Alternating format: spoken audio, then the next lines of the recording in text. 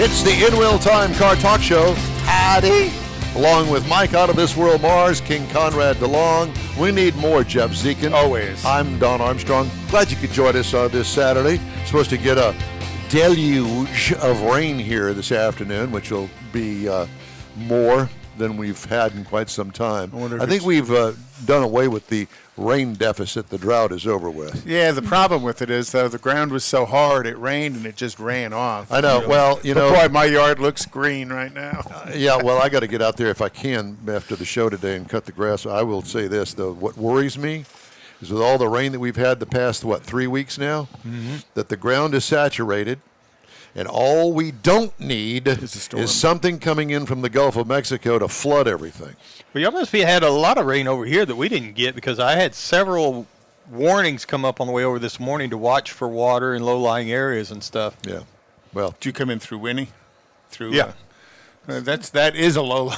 Well, no, I wasn't there. It wasn't until I got over close to Channelview and I started coming into Houston. I started picking them up. Did you see the move of the Battleship Texas this week? Yes. Anybody watch any of that? I didn't see it on TV. I've only seen clips of it, whether it was YouTube or social media or something. But I didn't get a chance to see you as you did the play-by-play. It was a wonderful thing to see.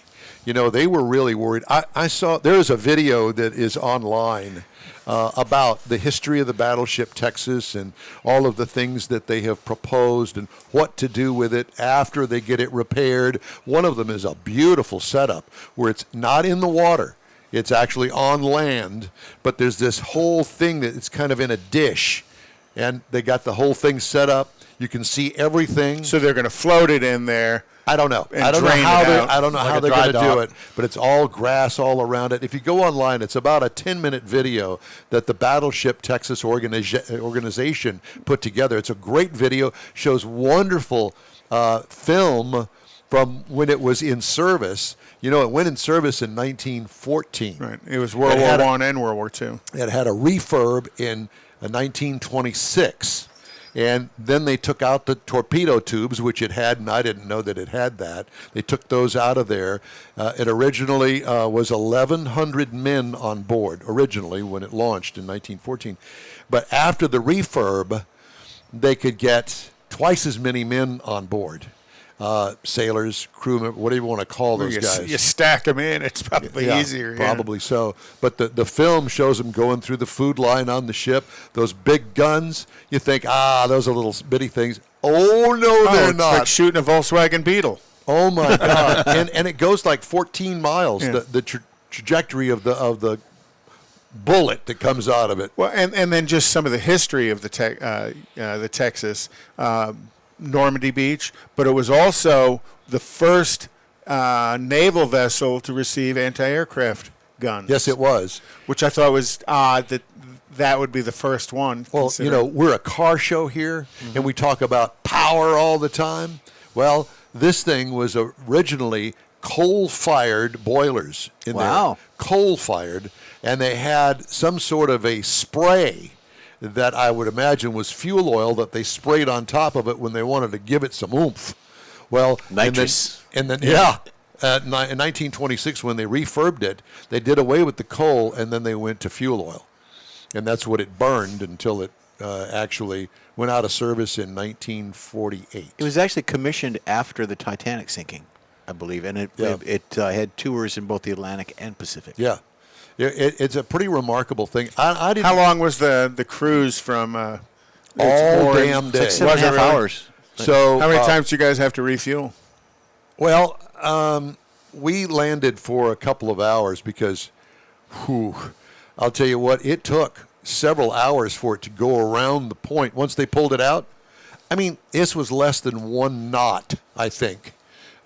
Forward speed. Yeah, I saw it as it went under the 146 bridge. It's a lot of weight to stop if they got to stop. Being so brittle. That was the biggest concern, that it was going to break, and they actually sank in the middle of the chip channel. That would have been. They measured the thickness of the walls of the hull electronically to make sure that it could actually take it being pulled out and the stress eased down through the Galveston, Trinity Bays, all that stuff. Wow. And it was quite remarkable. Very slow, but they had lots of assistance. They had There was boats all around it. They had 4 tugs, 2 on either side that did nothing but just kind of go along just in case something happened. Then they had one in the back that they used for the rudder, right? And then they had one that tugged it ahead of it. Yeah. The way that they did it, though, was pretty amazing to me. There were a couple of, for lack of my knowledge of ship terms, cleats. Great, big, huge cleats. There were 2 of them right under that forward gun, okay? And they had chains, the ship's chains that I guess were used at one time for the anchors, and they pulled on those chains that were attached to these huge, I couldn't even put my arm around the cleats, were that big. And so they had the chains attached to that, and then once Pulling the it with a rope. But once the chains got outside of the deck area, then they attached it with rope to the tug and pulled it that way. But it was slow, man. Well, yeah. Well, like Morris said, probably had to be. And I wonder, were they moving against tide? I don't know what the tide Or was. moving with tide. Well, it was. I would say moving with tide could be really dangerous. It was if they almost lose a control of it. 12-hour tug. Was it? Yeah. Yeah, but it is now out of the water. I saw pictures online where it's Yes, now it in was dry yesterday, dock. yeah. And did you see the wear marks down the side of the hull from the chains? The chains back in the 30s and 40s. I thought that was unusual that they would put that much, in my opinion, damage to I the hull. didn't realize Stress. how thick the hull it was. It's thick, like that thick. It's thick. It was pretty amazing to see all of that. But I was more interested in the engines, the boilers. Wow, pretty incredible. And you know, that's one of the parts of the ship that you really couldn't get down in there because it was all closed off. I It imagine it's a mess, too. Oh, you know, because it's all underwater and all that other stuff in there. Then that's the part that I really wish that they would fix so you could go down there and see all of that stuff. Anyway. You know, that submarine they've got docked at Seawolf Park there in Galveston, you can get down in there. Of course, it's up like you're talking about. It's on dry land. Yeah. And but they've got, like a little fencing material there that you can look through without actually getting into it. And it's very, very interesting. Yeah, and the passageways for human beings is about Oh, that yeah. wide. There's a bunch of skinny little guys. Yeah, but and I thought, I looked around down there when we flew it after they got it in the dry dock, and I'm going, boy, this sure would be a real boon to this little. It's on Pelican Island where Seawolf Park is. Yep. And there's plenty of room in there to put it. To put the Texas? Yeah, that's Yeah. where it really needs to be. Beaumont keeps talking about they're in the running, they say. But to me, Galveston's the only place the that'll place to work. put it, If you yeah. want more people to see it, You've got more That's where tourism you need going to- in and out of Galveston. You get the cruise ships. every day there's huge events 10 in or Galveston. 12,000 right. people on the cruise ship that can see it. And not only that, but also it's right there with the Bolivar Ferry. You Yes. can see it from the ferry. All the ship channel And traffic. there's a nice bridge that goes over to Pelican And Island. isn't there some other sunken World War II boat Well, out there's there a submarine somewhere? there, and then there's a small destroyer there that's there as well. Looks like a 105, PT 105. All I Yep. could think of was McHale's Navy. Yeah, it's bigger than that, but it's a small. I don't know what class it is, but you can get on it and go through it as well. Yeah. I think it would be a The great San thing. Luis, the San Luis Hotel actually has anti-aircraft bunkers on the property. Yes. And wasn't that at one time for submarines? Because if you look at an aerial shot of Galveston and you see the dark water, that means depth. So there's like a rectangle area, I don't know how big, a couple of football fields by a couple of football fields, of just black water, which is where they kept submarines. I did not know I did that. not know that either. But I will tell you Some this. bunkers I over- do remember those bunkers Yeah, when they're I was still a there. kid. Yeah, and they're so thick, and they couldn't move them. There's still one left down at the far end. That would be the east end of Galveston Island, where the wall comes up. Yeah. And you could drive up there if you wanted to. At the very end of that, there's a bunker down there, too. Oh, okay. Yeah, they've got some over on Bolivar Peninsula too, where you come off the ferry to the right is Fort Travis Park, and there's 3 or 4 of them still there. Yeah. That's part of the They're probably park all facility. protecting the inlet to World the War One well, stuff. but protecting the inlet to Yes. Houston Harbor. All right, well, we're going to move on now. We're gonna. Okay. Shall we do the tire segment here? I want to. Yeah, I want it's your to. call. Huh? It's your call. Well, I know, but I was kind of hoping that we could have a full segment, and we've kind of got sidetracked as we usually do. I could do my awards. You want to do your awards? Yeah. Let's do Jeff's awards, and we'll move the tires And to. the a reason different why we're segment. doing these awards is I've been out and about this week, Oh, and gosh. We're all in trouble. yeah, you are. And Oh, there's God. things. People collect things. I've had a mother-in-law that collected spoons. Don collects mother-in-laws. Don collects mother-in-law, and so people collected plates, bells, whatever you want to Not funny. whatever you want. True, but not funny. So I want to don't open these. Just set it down next to yourself. Set it down. Here's one for you. Set it down. And you can get these at the In Wheel Time merch shop. Do we have one? We have an In Wheel Time merch shop. Okay. And these are actual collectible commemorative shot glasses. There you go, boys. I mean, we can open it? You can open it. In Wheel Did Time, such a nice In Wheel job of Time wrapping shot glasses. They're awesome. And you can get these, again, at the merch store. Can we open it? I can't. Childproof container. It's Why a sample cup. Shot glasses. Oh, so Jeff was stealing these when he was at the doctor this week. no, I've had those for a year. I've had them for a year. Yeah, but I like it. Did so you, so did you can- wash it out? It's No, shot, they're hermetically sealed. They're not opened. it's shot glasses to go. Yeah. Hell yeah. I'm ready. That's a hell of a shot. Hey, we could use these tonight when we go to the concert. That's what I'm thinking. Uh-huh. I've got one for David Ainsley, Let's too, see, it's David. got- Bring it in. Date as of birth, blood type, Now, bring it in as That's in case Cuervo you- Gold. I was- tequila. I was going to hematomas. I was going to put your initials on it, but that would be engraving fee. Oh, yeah, engraving yeah, yeah. fee.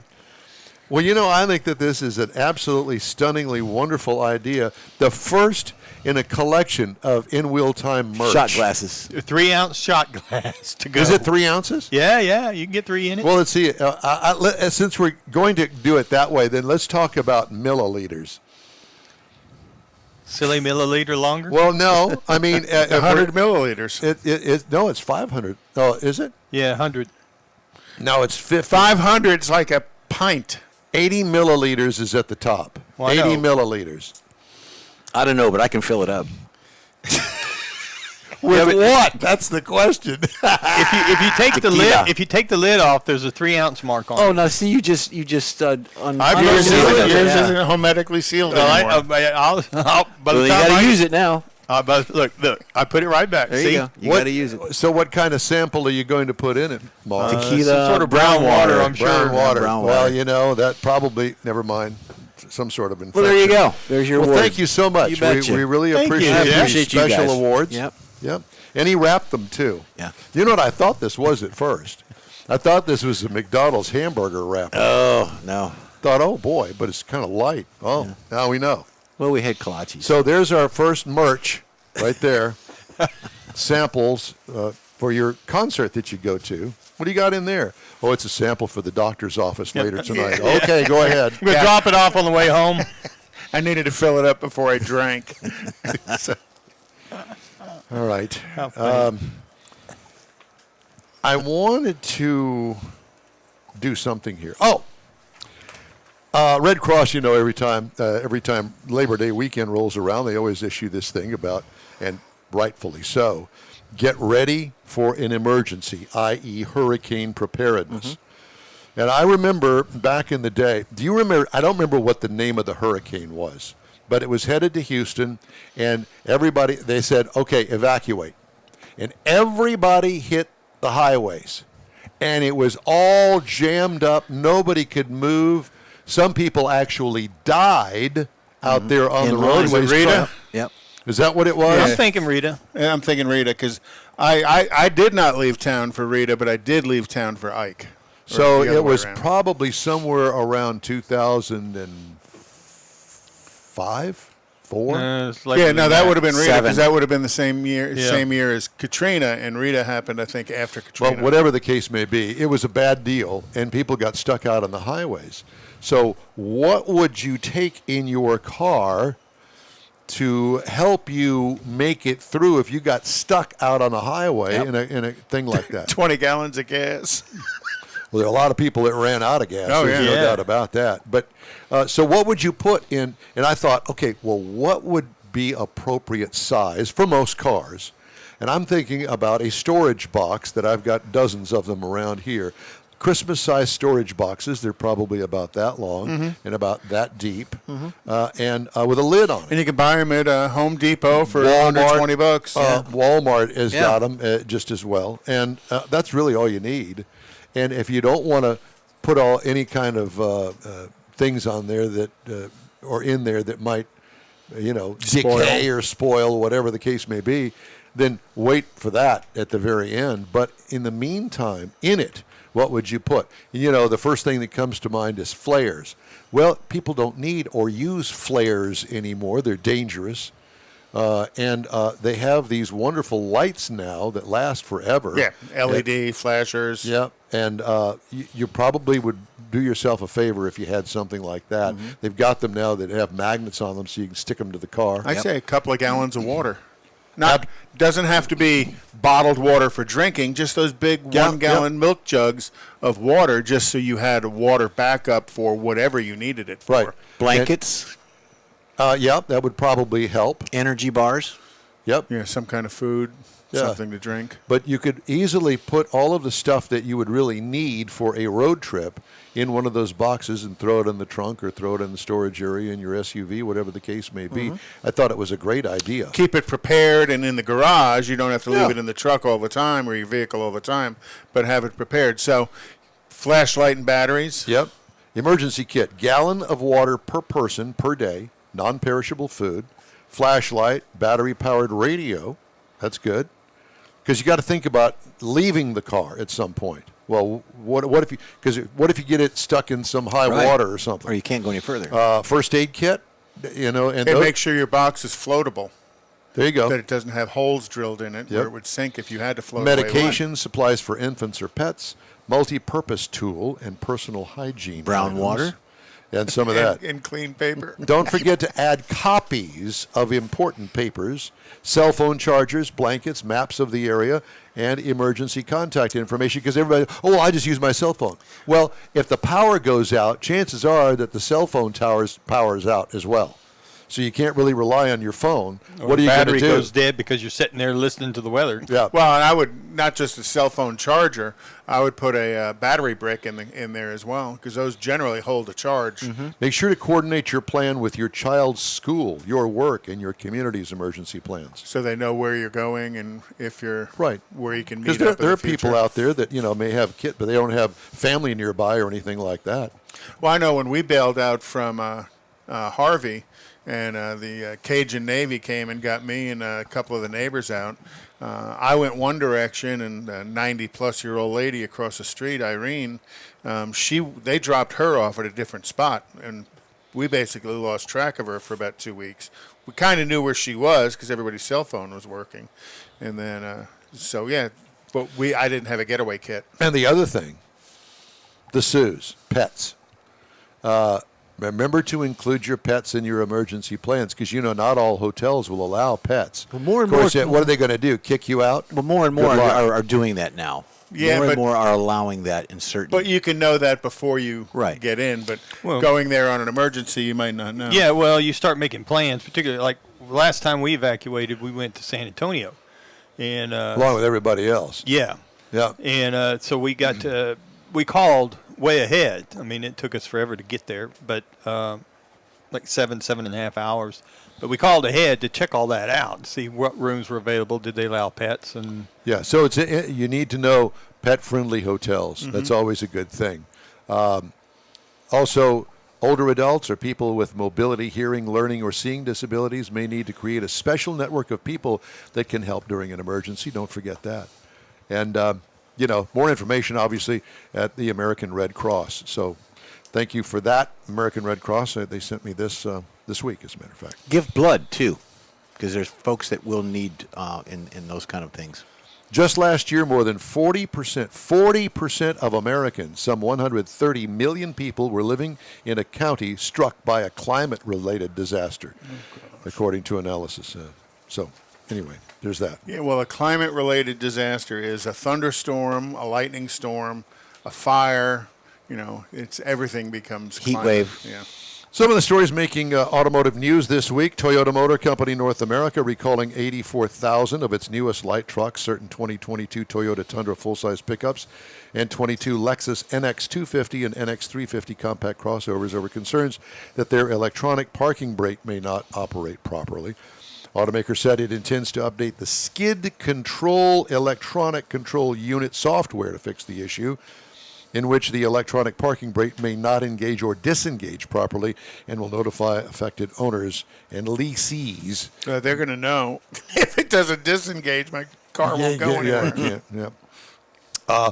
Ford Motor Company recalling 198,000 SUVs in the U.S. to replace the blower motor assembly after reports of 25 thermal events.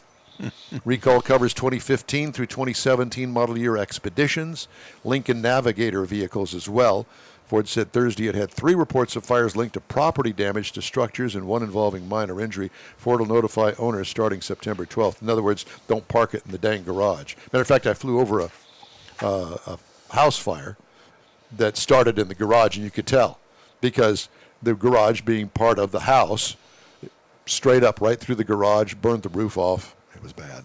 Was there an EV involved? I don't know what kind of car it was, but I can tell you that if your car catches fire in the garage, if you can, get it out of there, and if you can't, call the fire department immediately. It was burned beyond And recognition. run. Well, you've heard me talk in the past about GM's effort in San Francisco, Cruise, which are these fully autonomous cars. Yep. And they had an issue a couple of months ago, maybe about a year They ago. all got jammed up at one They all came intersection. to one intersection in Park. Well, General Motors has recalled all 80 of these self-driving vehicles in June after a crash in San Francisco left 2 people injured. Federal regulators said the recall software could incorrectly predict an oncoming vehicle's path, and the Cruise will dodge the oncoming vehicle that isn't oncoming, and it hit these 2 people. I'm like, oh. So the autonomous driving is as good as anybody else's driving is. People get hit all the time. Well, you get programmed by people. Ford, GM, and electric pickup maker Rivian have issued safety recalls affecting nearly 400,000 U.S. vehicles. According to separate reports filed with NHTSA and made available Wednesday, largest recall covers 277,000 Ford Super Duties and Lincoln Continental luxury sedans from 2017 to 2020 model years. The internal lens on the rear view camera that is equipped on those vehicles has an anti-reflective coating that may degrade over time, like your headlights, and exposure to ultraviolet radiation. The degradation can lead to a progressively foggy or cloudy rear view camera angle. Magna Electronics, way to go, in Holly, Michigan, supplies the rear view camera. And they probably do to multiple manufacturers. Yeah. Other recalls, Kia Telluride 2020 to 2022, tow hitch harness fire while parked or driving. Don't put it in the garage. Improperly welded airbag cover emblem may detach. Got to give me an imprint of what was the imprint Hugo. of the hand of the guy of Indiana Jones. Hyundai. Yeah. Hyundai Elantra and Elantra N. I wonder if it was the original logo with the handshake. I'll bet it's been. not. Have that imprinted in you. We should Wouldn't do a that be feature great? on that. How about a tattoo of that, modified slightly? Where would Oh, you put I- it? Where would you put that tattoo? Right on the inside of my milky white There thigh. you go. Gosh. Tow hitch harness fire, Hyundai Palisade 2020 to 2022, and vehicle rollaway due to transmission parking wheel, whatever that is, Jeep Gladiator for 2022. So you heard Ford and Ram are going to drop their compact minivans. The Transit shame. Connect, well, they're both primarily fleet vehicles, but the Transit Connect and the ProMaster City will end production, which eliminates all of the... You know what's interesting about that is that whole segment of those mini vans, if you want to call them, because minivan has a connotation of passenger vehicle. This was not that. These are delivery. cargo delivery, right? And it's interesting that whole segment has just disappeared. Yeah. Where did it go? Where did the buyers for those vehicles go? Into SUVs. Yeah, well, no, I think Well, they I think went it- into bigger vans. Bigger Yeah. vans or trucks with toolboxes and camper covers. Well, Well, these they- are more delivery Right. style vehicles. These weren't to carry a lot of weight. But even go back to what was the Nissan had one that Chevrolet the sold. MV. Yeah, the NV. and then Chevrolet sold it as the Astro. Yep. And that's long gone. I like the Astro. I know the Chevrolet version is long gone. It's Yeah. gone 5 years now. But Chevrolet also had a version of this Nissan NV, Yeah, that's what I mean. but it wasn't called Astro. It was called the Astro got to be basically a full-size van. I Yeah. mean, it grew up big. Well, it was built off the S10 chassis, but I thought they did call it the Astro when This they was sold so the Nissan I version. don't recall, but at any rate, here's the big story that just came out yesterday. Dun, ta, da. Buick will offer to buy out any of its U.S. dealers who do not want to make the investments necessary as the brand transitions to an all-electric pickup lineup by the end of this decade. Spokeswoman for the What? brand He confirmed. said Buick, didn't he? And pick up together. The spokeswoman for the brand confirmed the plan to offer buyouts, which Duncan Allred, vice president of Global Buick and GMC, is outlining to dealers during a virtual meeting Friday. Buick had 1,963 U.S. dealerships at the start of 2022, according to Automotive News Dealer Census. And you know how much money they're offering? Pennies. $300,000 to $500,000 to go. Bye-bye. We're out. For the dealership? That's what it says. Well, The Cadillac offer, which, a bunch, nearly 1/3 were eliminated Cadillac dealerships back in that buyout in 2020. Well, the Cadillac offers generally were in the range of $300,000 to $500,000. The amounts Buick dealers will be offered to walk away were unclear, but I would imagine it'd be similar to that. So you turned in all your inventory with well, that. but that's blue sky. That's that doesn't include. That's the franchise. Right. That doesn't include the building, the land, and the inventory. all of that is separately all the purchased. physical aspects you are have to separate. get rid of But that. but just for blue sky, they're offering $500,000. Not a bad. So just change loyalties. well, And that's what most of them Yeah. will do. and you think about it though, through the years, GM has been trying to lower its dealer footprint around the nation. Well, You yeah, know, because all the they way back- overextended Oh, And themselves. he did say Buick and pickup. Yeah, he did say that. Did you mean that? No. Okay. Buick. Okay, quick break now. We'll be right back. You're on the In Wheel Time Car Talk Okay. Show on iHeartRadio. Get out the permanent marker and write on your wall calendar the next Tailpipes and Tacos Cruise-In, Saturday, September 17th, 2022. It's the fall edition of Tailpipes and Tacos at the Loopy Tortilla in Katy, 8 to 11 a.m. It's the only place cruisers compete for Loopy's Chili Pepper trophies and other prizes. There's no charge to enter your vehicle for Best Hot Rod, Best Classic, or Best Modern Classic. Tailpipes and Tacos is Houston's coolest and most unique cruise-in and is your opportunity to see the best hot rods, show cars, classics, and resto mods, and get Loopy Tortilla breakfast tacos with adult beverages. There's no entry fee, and cars will automatically compete for those much sought-after custom Loopy trophies and other prizes. It happens at the Loopy Tortilla Tex-Mex in Katy on the Grand Parkway at Kingsland Boulevard, just south of I-10. It's Tailpipes and Tacos Fall Edition, Saturday, September 17th. The In Wheel Time Car Talk Show will be there too. Celebrate the beginning of fall and the return of the Tailpipes and Tacos Cruise-In, Saturday morning, September 17th, 8 to 11 a.m. We'll see you then, weather permitting. Want to take a minute to tell you about Gulf Coast Auto Shield, a Houston detail company like no other. Gulf Coast Auto Shield offers paint correction services that'll give your car, truck, or SUV a like-new shine. Afterwards, you want to protect it with a professionally installed nano-ceramic coating or protection film. Worried about your very expensive windshield getting damaged, broken, or cracked? Let Gulf Coast Auto Shield install ExoShield, a windshield protection film. Give John Gray a call today or check out their website, gcautoshield.com. Hey, whether you own a new, ultra-expensive, exotic, or a 5-year-old Suburban, Gulf Coast Auto Shield will help keep your investment looking like the day it rolled off the assembly line. Gulf Coast Auto Shield is conveniently located on the South Sam Houston Parkway, just south of I-69, the Southwest Freeway. Meet the staff and check out all of their services online right now at gcautoshield.com.